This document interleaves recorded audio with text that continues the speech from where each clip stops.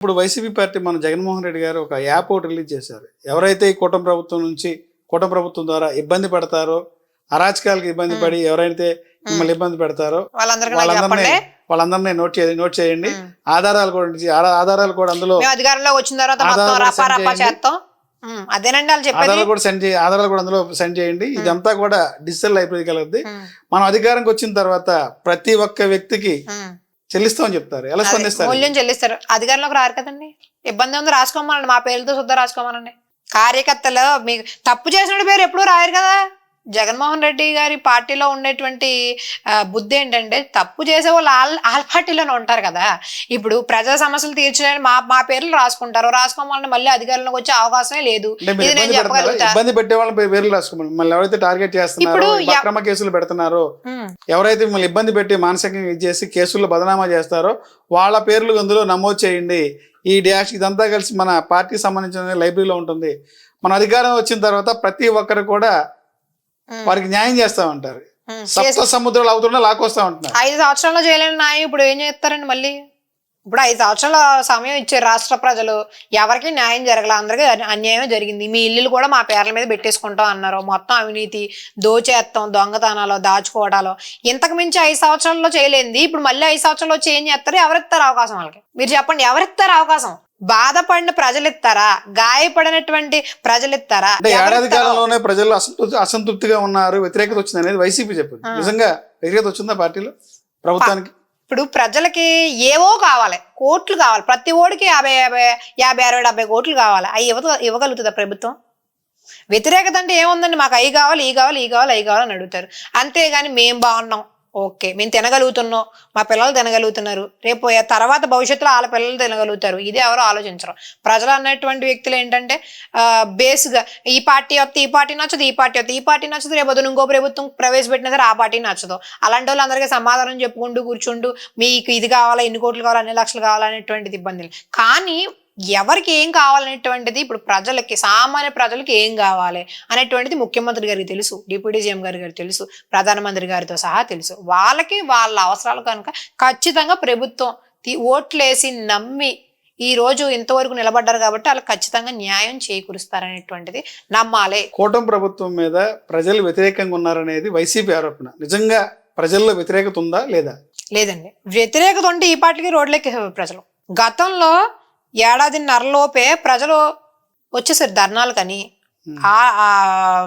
వ్యతిరేకత ఎలా ఉంటుందంటే అండి, ఏ రకంగా ఉంటుందంటే, ప్రజలు ఇబ్బందుల్లో ఉన్నారంటే ఫస్ట్ సోషల్ మీడియా నుంచి మొదలవుతుంది. సోషల్ మీడియా నుంచి, మీలాంటి మీడియా ఛానల్ నుంచి, మీలాంటి డిబేట్ల నుంచి మొదలవుతుంది. ఇప్పుడు అటువంటి వాతావరణం ఏమైనా కనిపిస్తుందా మీకు? బయట కొంత ఆందోళన జరుగుతున్నాయి కదా. ఆందోళన జరుగుతుందంటే రోడ్లు ఎక్కే వాళ్ళు ఎవరంటే వైసీపీ కార్యకర్తలు, వైసీపీ పెయిడ్ ఆర్టిస్టులు, డబ్బులు ఇచ్చి రోడ్లు ఎక్కిస్తున్నారు. వైసీపీ పార్టీ ప్రజలు ఇబ్బందుల్లో ఉన్న ప్రజలు వచ్చారండి. మీతో ఇప్పుడు రైతులు ఉన్నారు, మేము స్వతహాగా వచ్చిన రోజు ఏ రోజు లేదు. మేము వచ్చిన రోజు ఏంటంటే రైతులు ఇబ్బందుల్లో ఉన్నారు, పదండి మీకు మా పార్టీ అండగా ఉంటుంది, పదండి మీకు ఇప్పుడు ఆక్వా రైతులు కానీ, లేదంటే రైతులు కానీ, ఇంకొకరు కానీ, లేదంటే కరెంటు ఛార్జీల విషయంలో ఏ విషయంలో అయినప్పటికీ వాళ్ళు ఇబ్బందుల్లో ఉన్నారో పదండి మనం ముందుంటామని యువతను కానీ అలా వెళ్ళాం. కానీ మేము వెళ్ళి మేము గొడవలు పెట్టి ఏ విషయం లేని దానికి ఇబ్బందులు పెట్టి రప్పా కోయటాలు అలాంటి మేము ఎప్పుడో చేసామా? సాధ్యపడుతుంటారు అది రప్ప కోయటం, అది సినిమా డైలాగ్, అది పుష్పాల డైలాగ్. అవునండి, దాన్ని జగన్మోహన్ రెడ్డి ఇప్పుడు గత ప్రభుత్వం ముఖ్యమంత్రి, ఆయన స్థాయి ముఖ్యమంత్రి స్థాయి అని అసలు ఆ మనిషిది. అటువంటి వ్యక్తి సమర్థించుకుంటూ మళ్ళీ ఆ డైలాగ్ని చెప్తూ వాళ్ళు ఏమన్నారు, తప్పు అన్నారా అని ఒప్పు అన్నారా అని చెప్పి దాన్ని సమర్థించాడంటే అటువంటి వ్యక్తి ఏ రకంగా ఉంటాడు? ఆ పార్టీ ఏ రకంగా ఉండుంటది అంటే, ఒక పార్టీ నాయకుడు ఆ రకంగా ఉన్నాడంటే కార్యకర్తలు ఇంకే లెవెల్లో ఉంటారు. మనం కూడా ఒకసారి అది ఆలోచించుకోవాలి. ఎందుకు మీకు జనసేన పార్టీ అంత ఇష్టం? ఈ చిన్న వయసులో మీరు జనసేన పార్టీని చూస్ చేసుకున్నారు? పవన్ కళ్యాణ్ గారు అంటే పార్టీ ఎలా చూస్ చేసుకోవాల్సి వచ్చిందంటే, యాక్చువల్లీ రాజకీయాలకు మా కుటుంబానికి కూడా అంత సంబంధం ఏమి లేనిటువంటి వ్యక్తి, న్యూట్రల్ పీపుల్ మేము కూడా. కానీ ఏంటంటే పవన్ కళ్యాణ్ గారు వచ్చారు, మన కోసం నిలబడ్డారు. ఆయన ప్రజా పోరాట యాత్ర అనేటువంటి ఒక యాత్ర చేశారు. ఆ రోజు నుంచి ఈ రోజు వరకు నేను ఈ రోజు పార్టీని వదలలేదు.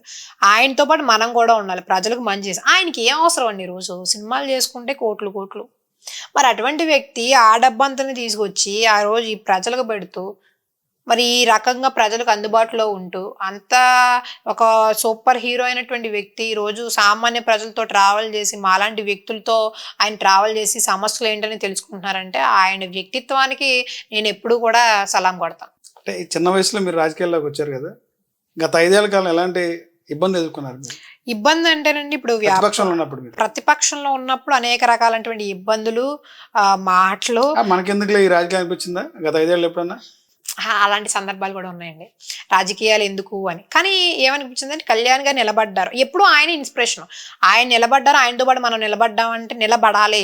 ఇప్పుడు ఏదైనా సరే ఇప్పుడు పార్టీ కష్టకాలంలో ఉన్నప్పుడు మనకెందుకులని వదిలేసాం అనుకోండి, ఇప్పుడు కుటుంబం దాని విలువ ఉండదు. ఇప్పుడు కుటుంబం ఉంది, మనం కష్టకాలంలో ఉన్నప్పుడు అందరూ కలిసి కూర్చుని మాట్లాడుకుని ఆ ఇబ్బందిని ఎలా సాల్వ్ చేయాలి, ఆ కుటుంబాన్ని ఎలా చూస్తేనో ఇప్పుడు నేను పార్టీని కూడా ఆ విధంగానే చూశాను. మా అధిష్టాన నాయకుడి నిర్ణయానికి అలాగే ఎమ్మెల్యే గారు వచ్చిన తర్వాత మా నియోజకవర్గం కూడా బాగా డెవలప్ అయింది. ఆ కార్యకర్తలు అందరికీ కూడా ఎలాంటి ఇబ్బంది లేకుండా ఆయన కూడా మమ్మల్ని చూసుకుంటారు. సో ఇంకా ఇబ్బంది లేనిటువంటి వాతావరణం నేను ఇప్పటిదాకా చూశానండి.